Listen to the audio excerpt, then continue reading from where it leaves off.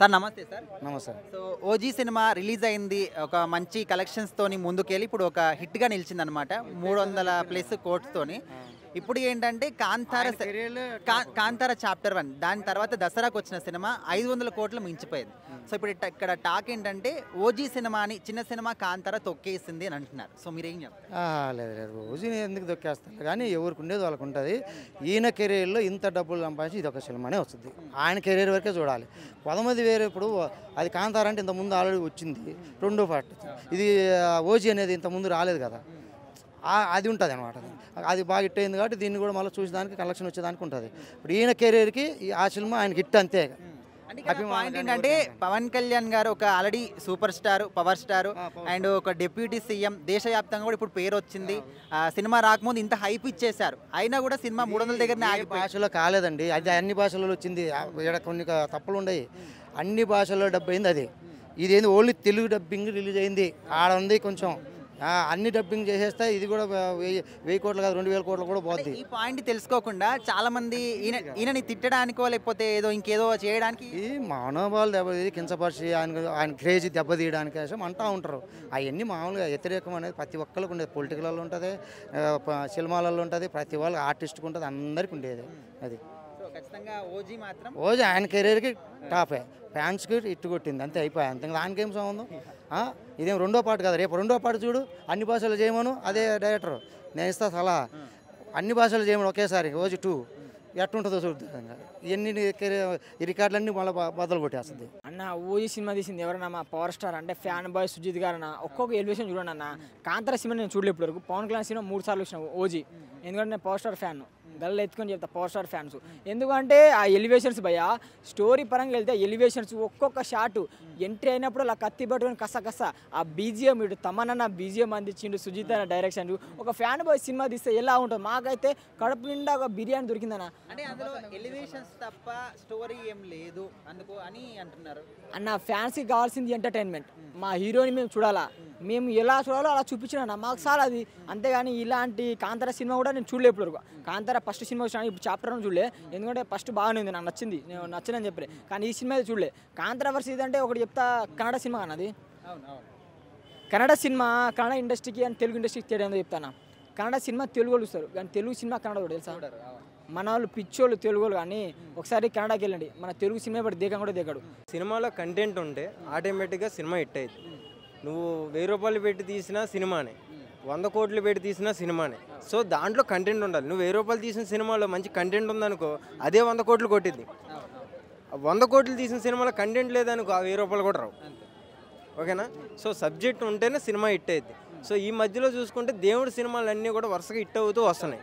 So ఇది కూడా కాంతార అన్నది కూడా దేవుడికి సంబంధించిన సినిమా కాబట్టి హిట్ అయింది అయితే నేను అనుకుంటున్నా. ఇంకోటి సేమ్ సిల్వర్ అంటే ఫస్ట్లో మనం ఏదైతే చూసామో ఫస్ట్ హాఫ్ అంతా కూడా ఏం లేకపోయినా సరే సెకండ్ హాఫ్ మొత్తం అంతా ఒక్కసారిగా సినిమా లేచింది కాబట్టి ఆడియన్స్ అందరూ కూడా బాగా ఆకట్టుకున్నారు.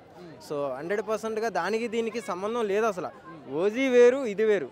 అది రక్తం చంపుకునేది, ఇది బత్తి దేవుడికి సంబంధించింది. దానికి దీనికి కంపేర్ అసలు చేయమాకండి. అది అంటే ఇక్కడ పాయింట్ ఏంటంటే ఆల్రెడీ ఈయన power star, deputy CM, India వైడ్గా హైప్ ఉంది. అండ్ సినిమా రాకముందు కూడా బోల్డ్ అంత హైప్ క్రియేట్ చేశారు. అయినా కూడా కాంతార చాప్టర్ 1 దాటలేకపోయింది కలెక్షన్స్ పరంగా అంటున్నారు. అక్కడ ఉంది పవర్ స్టార్ పవన్ కళ్యాణ్, చిరంజీవి, మహేష్ బాబా అని కాదు, ఒక పక్క ఉంది దేవుడు. కాంతారలో ఉన్నది ఒక సబ్జెక్టు దేవుడు. దేవుడి కంటే ఎవరు ఎక్కువ కాదుగా. So Kantara is hit. అది మనం టికెట్ చించి మనం వెళ్ళి ఆడియన్స్ చూసి కంటెంట్ బాగుంది కాబట్టి ఇంకో 10 మంది వెళ్ళి చూస్తున్నారు. సో 100% అది హిట్ అయింది. ఓజీకి దీనికి సంబంధం లేదు. ఆయన పవన్ కళ్యాణ్ ఒక మనిషి అంతే, మనలాగా. మనకు ఎన్ని కాళ్ళు ఉన్నాయి, ఆయనకి అన్ని కాళ్ళు ఉన్నాయి. ఓకేనా? అది దేవుడు. చేయకూడదు. ఎలా చేస్తావు? అది రక్తం, మనుషులు చంపే సినిమా ఓజీ అన్నది. ఇది దేవుడు బత్తి సినిమా. అది పవన్ కళ్యాణ్ గారికి ముందు పవన్ కళ్యాణ్ గారి ఫ్యాన్స్కి ఆ సినిమాకి ఎటువంటి ఇబ్బంది పెట్టకుండా ఏమీ చేయకుండా ప్రశాంతంగా ఆడిచ్చి ఇంత కలెక్షన్ తెప్పించినందుకు ముందు ఆ కాంతార సినిమా వాళ్ళు కానీ కర్ణాటక వాళ్ళు కానీ ముందు పవన్ కళ్యాణ్ గారికి కృతజ్ఞతలు చెప్పాలి. ఎందుకని ఆ మాట అంటే ఓజీ సినిమా అప్పుడు కర్ణాటకలో చాలా ఇబ్బంది పెట్టారు. ఆ ఇబ్బందులు అనేవి మనం సోషల్ మీడియాలో చూసాం.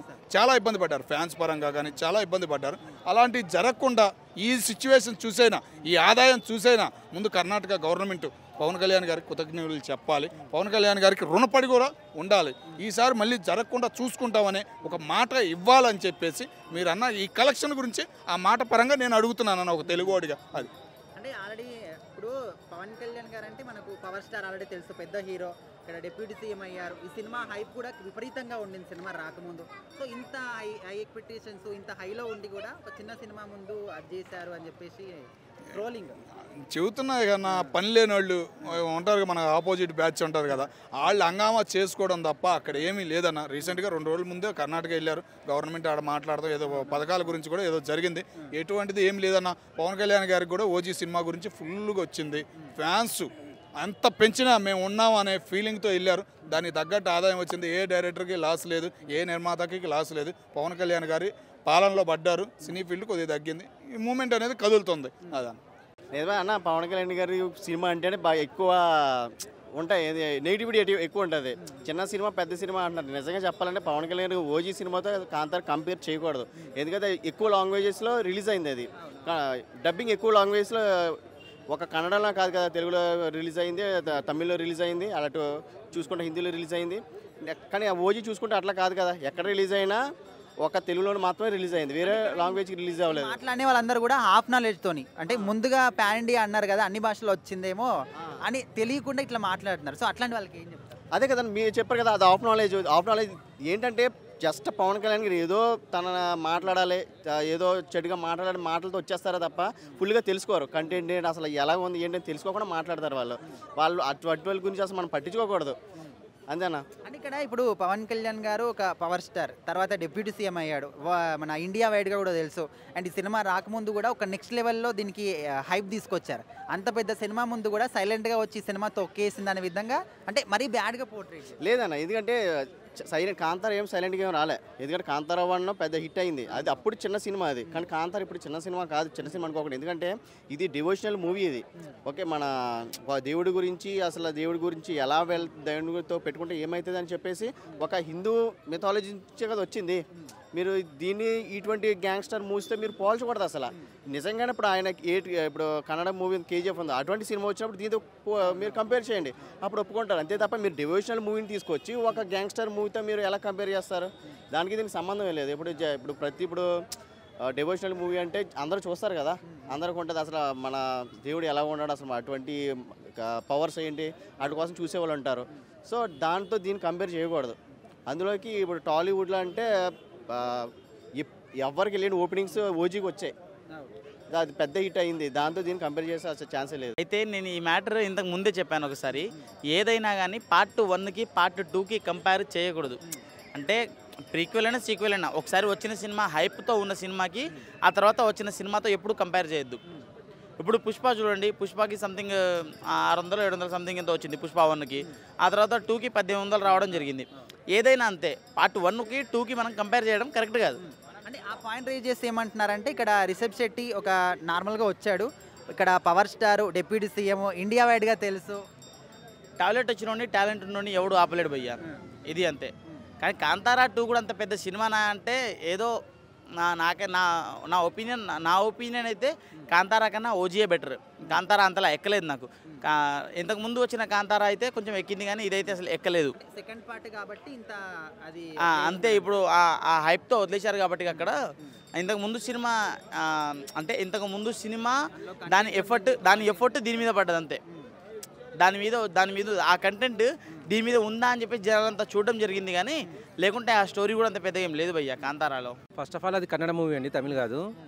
కాకపోతే ఇక్కడ ఏంటంటే ఓజీ అనేది సింగిల్ ఫస్ట్ పార్ట్, అది కాంతారా చాప్టర్ 1 అనేది సెకండ్ పార్ట్. ఇది అంటే యాక్చువల్ సెకండ్ పార్ట్గా తీయాల్సింది ఫస్ట్ పార్ట్గా తీయాల్సింది సెకండ్ పార్ట్గా తీసుకొచ్చారు వాళ్ళు. ఈ విషయాన్ని అందరు మర్చిపోతున్నారు అన్నట్టు. బాహుబలి 1 అనేది దాదాపుగా 1000 కొట్టింది, బాహుబలి 2 ఆల్మోస్ట్ 2. సో ఇప్పుడు ఆ ఎఫెక్ట్ అనేది సెకండ్ పార్ట్ ఖచ్చితంగా ఉంటుంది. అది చిన్న సినిమానా పెద్ద సినిమానా అని చెప్పేసి మనం ఎట్లా నిర్ణయిస్తాం చెప్పండి.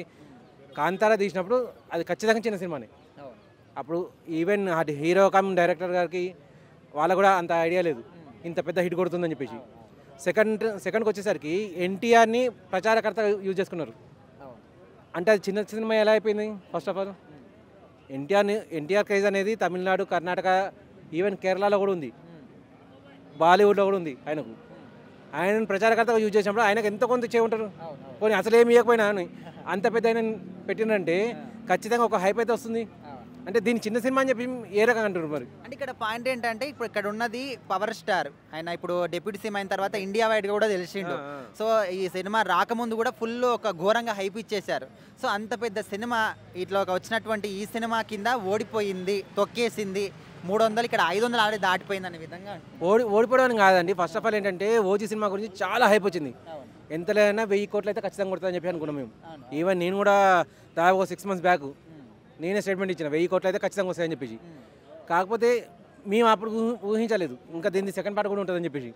ఆ సెకండ్ పార్ట్ ఫస్ట్ పార్ట్ రెండు కలిపేసి దీంట్లో చూపిస్తే అనుకున్న ఆ 1000 కోట్లు వచ్చేటేమో. అది మాకు కాస్త డిసప్పాయింట్ అయింది. అంటే ఫస్ట్ పార్ట్ అనేది ఇప్పుడు బాహుబలికైనా కానీ దీనికైనా కానీ కాంతారకైనా కానీ మీరు ఊహించుకోండి. అంటే వాటి మూడింటిని కంపేర్ చేసినా కూడా మనకు క్లియర్ అర్థమైపోతుంది. ఫస్ట్ పార్ట్కి ఎలాగో తక్కువనే వస్తుంది, అది క్లియర్.